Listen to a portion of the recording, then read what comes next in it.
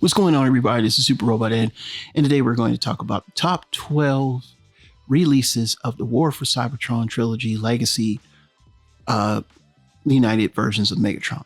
Now, Megatron has gone through his paces, and we finally got the SS-86 Megatron, which I think is the definitive Megatron. I think it's the best looking Megatron we have gotten. It checks all the boxes. It gives us a transformation because they couldn't make him a gun, but at least he turns into a tank. He has a gun accessory that looks like him, so you can use your imagination, and thus you have everything you need in a complete package. I think for a lot of us, we were all speculating what we were going to get, and we got something that was good at the end. So kudos to you, Hasbro. SS-86 Megatron is one of the top figures that you have made, and everybody, unless you just mad, so far is very pleased. But there was a time we were not pleased, and that happened right here. Now, we're going to go in order, calling the number first. Number 12, the Earthrise Megatron. Man, what went wrong with this Megatron? Remolding. Remember, everything was remolded from Siege to Earthrise. They did a good job with certain characters like the Dotson brothers, Sideswipe, some of them. But boy, when it came to this guy, it didn't work. And what I think they were trying to achieve was giving him the Megatron abdomen. And because they had to elongate it, with the paint job and the short looking chest, he just always looked squat. Weird splotches on the legs and the yellowing just didn't make for a good time. And truly, he should have been much better. That's why he's the worst. Number 11 is the Combat Megatron with this weird deco. Now, why is he not number 12? He is ugly. He's uglier to me than the Earthrise one. But the Siege mold is always gives you like a leg up in this case. And it does, because it's Siege mold, so he has the right sculpt, because with the Siege mold, everything was more proportioned.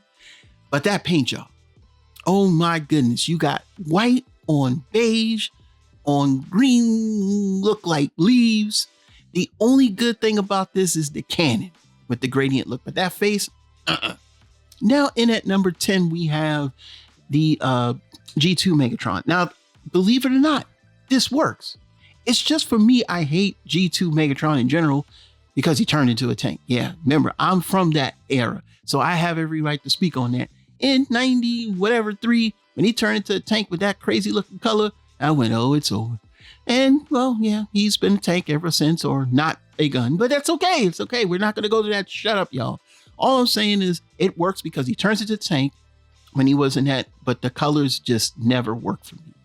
Now, of course, we're at number 9, which is the Minor Megatron from the Tyranny 2-pack. Now, the Tyranny 2-pack gave us kind of a repaint, remold of the Earthrise mold, and they added some extra parts on the chest that actually worked to make him look better. But I always felt he was a little plain on the details, and plus he had a very bad case of looseness, and it just wasn't for a fun time, but it's actually one of the better looking of the, I guess you could say, IDW Megatrons that we have gotten in a while. And they did come around and improve it again. So if you come over here to number 8, I had to keep up with my numbers today, y'all. Number 8 improved on what number 9 had by adding the red splotches on the eyes, the red markings. He has all the weapons that the Minor Megatron came with.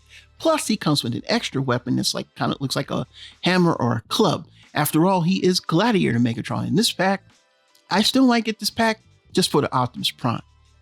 Now, we are at number, I believe this is going to be 7, and that's Siege Megatron.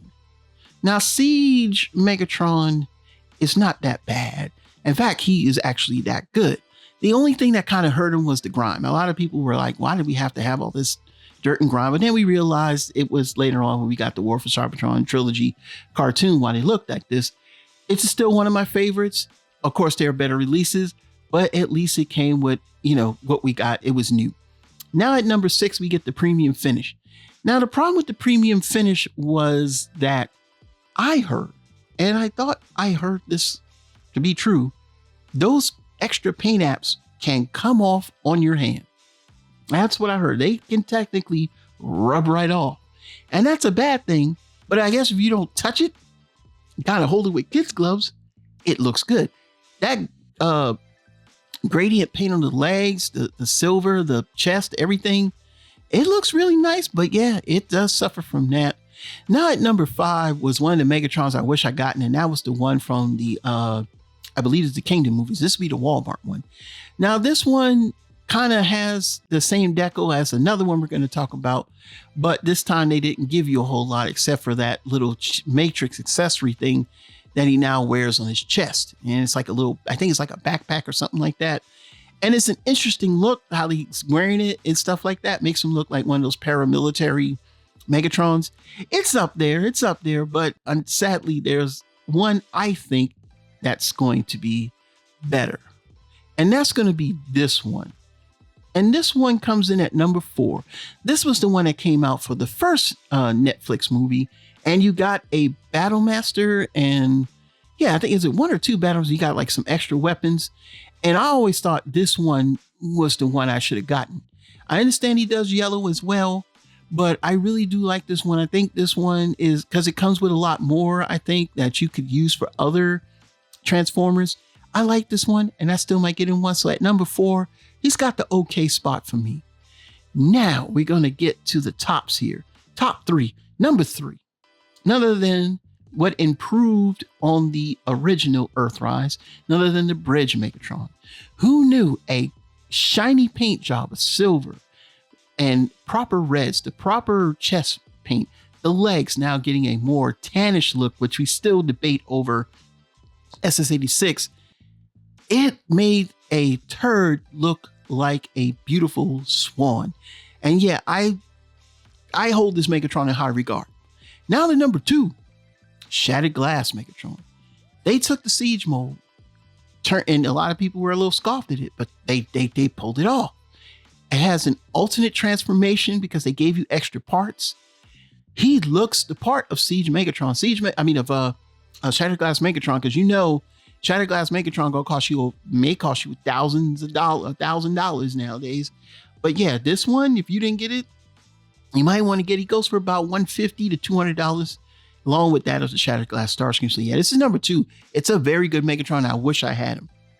And at number 1, it is not the bridge set. It is none other than Siege 35th Anniversary Megatron.